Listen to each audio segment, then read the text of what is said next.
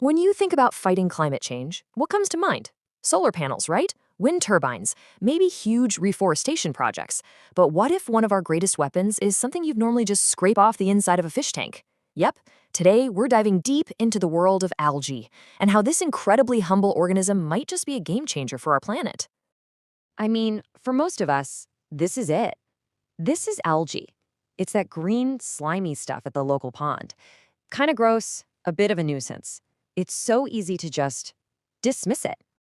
But what if that so-called pond scum is actually at the very center of a radical new approach to fix our climate? It sounds crazy, but let's take a look.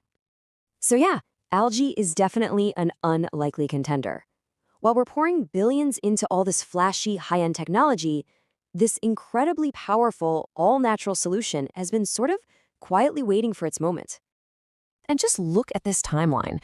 Algae isn't some new invention, it's ancient technology. For 3 billion years, that's billion with a B, it has been nature's own carbon sponge. It literally created the breathable air we all depend on. All we're doing today is figuring out how to harness that ancient power to fight our very modern crisis. All right, so let's get into the specifics of why algae is such a powerhouse. It has some, incredible natural advantages that other solutions just can't even come close to matching. Take a look at this number, 20x. What do you think that represents?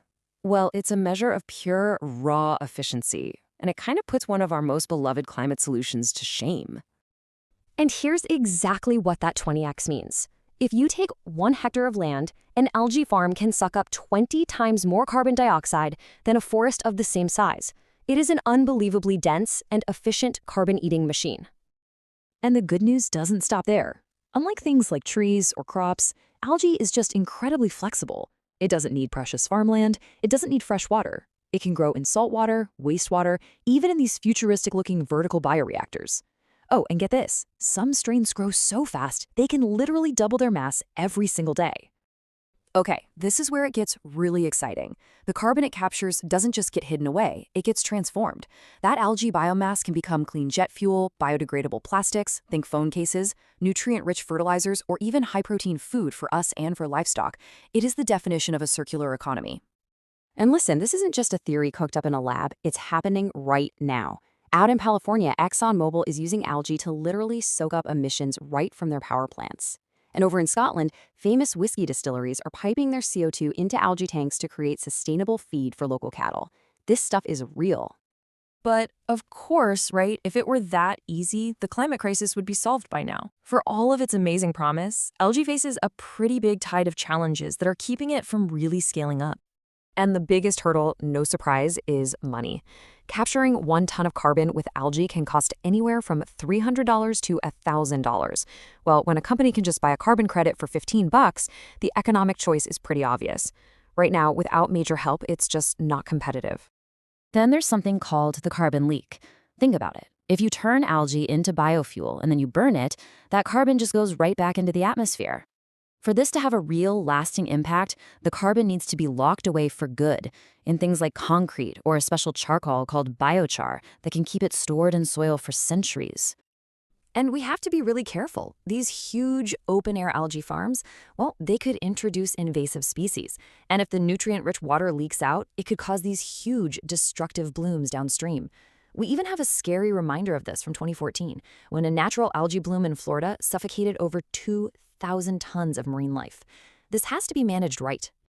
Finally, you've got this really powerful critique that technologies like this are just a distraction, right? A band-aid that lets us keep relying on fossil fuels. And you know what? There's some truth to that. But in a full-blown climate emergency, we're probably going to need every single solution we can get our hands on, band-aids included. But just as the challenges are huge, so are the breakthroughs. There's a revolution happening in science that's tackling each one of these weaknesses head-on. So, welcome to the world of designer algae. Yeah, you heard me. Using tools like gene editing, scientists are creating these supercharged versions of algae, making them tougher, more efficient, and way more productive. And the innovations are just incredible. We're talking about algae that's been engineered to produce way more oil for biofuels.